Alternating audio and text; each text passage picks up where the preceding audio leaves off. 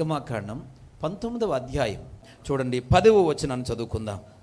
యెహోవా మోషేతో, నీవు ప్రజల యొద్దకు వెళ్ళి నేడును రేపును వారిని పరిశుద్ధపరచుము, వారు తమ బట్టలు ఉతుకుకొని.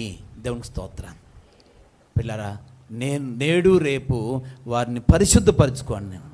తర్వాత వారు ఏం చేయాలంటే బట్టలు ఉతుక్కోవాలి. పిల్లరా, ప్రియుని మీద ఆనుకొని అరణ్య మార్గములో వెళుతున్నటువంటి క్రైస్తవ సంఘము చేయాల్సినటువంటి 5వ ఘన కార్యం ఏంటినంటే బట్టలు ఉతుక్కొని పరిశుద్ధపరచుకోవాలి. దేవునికి స్తోత్రం. బట్టలు ఉతుక్కొని పరిశుద్ధపరచుకోవాలి. ప్రియ దేవుని బిడ్డ, దేవుడు నిన్ను దర్శించాలి అంటే నిన్ను నువ్వు పరిశుద్ధపరచుకోవాల్సిందే. నిన్ను ఎవరో పరిశుద్ధపరచరు. ప్రభువా నన్ను పరిశుద్ధపరచు నాయన, నన్ను పరిశుద్ధపరచు తండ్రి అని నువ్వు అడగడం కాదు. దేవా నన్ను నేను పరిశుద్ధపరుచుకుంటాను తండ్రి అని ప్రార్థన చేయాలి. దేవునికి స్తోత్రం. ఎలా పరిశుద్ధమవుతాం? మన శరీర అవయవాలను దేవుని పాదాల దగ్గర పెట్టి, అయా నన్ను క్షమించు, నా శరీర అవయవాలను ప్రభువా నీ రక్తంతో కడుగుము తండ్రి, నేను ఆ దోషం చేశానయ్యా, ఇక మీదటి చేయను తండ్రి, ఇదిగో ఈ రకంగా నేను జీవించాను నాయన, ఇక మీదటి జీవించను తండ్రి, నన్ను పరిశుద్ధపరచు నాయన అని చెప్పి యేసయ్య పాదాల దగ్గర ఏం చేయాలి? మనం చెప్పాలా? మనలను మనం కడుక్కోవాలి. దేవునికి స్తోత్రం. మనలను మనం ఉతుక్కోవాలి. బట్టలు ఉతుక్కోవడం అంటే ఈ బట్టలు ఉతుక్కోవడం కాదు. పోయిలారా, మనం ఆధ్యాత్మిక జీవితంలో మనం మలినమైపోయామండి. మన మాటల ద్వారా, మన క్రియల ద్వారా, మన ఆలోచనల ద్వారా, మన తలంపుల ద్వారా మనం మలినమైపోయాం.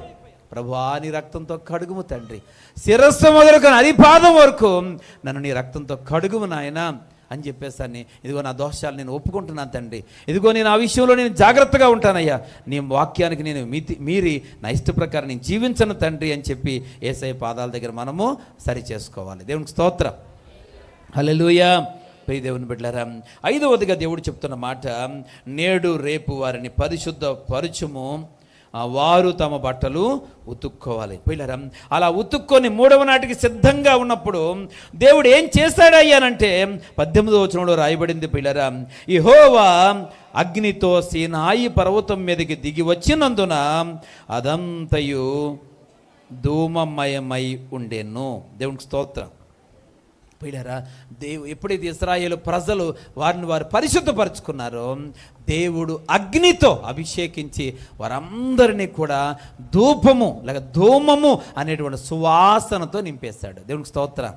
హల్లెలూయా. పిల్లరా, ఇదేనా మనందరం కూడా 5వదిగా ఏం చేయాలి? పరిశుద్ధపరచుకుంటే దేవుడు సన్నిధిని అనుభవిస్తాం. పరిశుద్ధపరచుకుంటే దేవుడు మనల్ని స్వస్థపరుస్తాడు. మనం పరిశుద్ధత కలిగి ఉంటే మన ఆశగల ప్రాణాలను దేవుడు తృప్తిపరుస్తాడు. పిల్లరా, ప్రార్థన చేయమంటున్నాం, అయ్యా మా కొరకు ప్రార్థన చేయండి అన్నాం. నీ జీవితాన్ని మాత్రం మార్చుకోవట్లేదు, నువ్వు వాక్యానికి అనుకూలంగా జీవించడం లేదు, గొప్ప మేలు కలగాలని మాత్రం ప్రార్థన చేయమంటున్నావు. పిల్లరా, ప్రార్థన చేస్తే కార్యాలు జరగవు, నిన్ను నువ్వు పరిశుద్ధపరచుకుంటే కార్యాలు జరుగుతాయి. దేవునికి స్తోత్రం. నిన్ను నువ్వు పరిశుద్ధపరచుకుంటే నీకు రోగం స్వస్థపరచబడుతుంది. నిన్ను నువ్వు పరిశుద్ధపరచుకుంటే నీ సమస్యల నుంచి విడుదల వస్తుంది. నీ బ్రతుకును దేవుడు పిల్లరా మధ్యాహ్న కాల తేజస్సు కంటే అధికమైనటువంటి వెలుగుతో నింపుతాడు. పోయి దేవుని బిడ్డలారా, ఈరోజు చీకట్లో ఉన్నావేమో, లేక నీ పరిస్థితి అంతా కూడా అంతకంతకు దిగజారిపోయిందేమో. దేవుడి దగ్గరికి వచ్చింది ఎందుకో తెలుసా? మనల్ని మనం బాగు చేసుకోవడానికి వచ్చాం, ఇంకా నాశనం చేసుకోవడానికి కాదు. దేవునికి స్తోత్రం. కనుక ఈరోజు ప్రియుడైనటువంటి యేసుక్రీస్తు ప్రభు మీద ఆనుకొని ఉన్నటువంటి సంఘము అరణ్య మార్గంలో వెళుతూ ఎన్నో రకాలైనటువంటి ఆశీర్వాదాలు మనం పొందడానికి ఆస్కారం ఉంది. దేవునికి స్తోత్రం. హల్లెలూయా. అరణ్యంలో వెళుతున్నప్పుడు ఎన్నో అనుభవాలు ఇజ్రాయేలీల అరణ్య మార్గంలో తీసుకుని వెళుతున్నప్పుడు సమయం లేదు, కానీ పిల్లరా వాళ్ళకి దేవుడు ఎన్నో అనుభవాలు నేర్పాడు. అన్ని అరణ్యంలోనే, వాళ్ళకి ట్రైనింగ్ అంతా అరణ్యంలోనే. దేవునికి స్తోత్రం కలుగును గాక. హల్లెలూయా. ఒక్కరోజు కూడా ఊర్లో కాదండి, అన్ని రకాల అనుభవాలు కూడా ఎక్కడ నేర్పాడు? అరణ్యంలోనే నేర్పాడు. శుభ్రం ట్రైనింగ్ అంతా అరణ్యంలోనే. ఈరోజు పిల్లరా, మన జీవితంలో కూడా అరణ్యం కష్టానికి సాదృశ్యంగా ఉంది, శ్రమకు సాదృశ్యంగా ఉంది.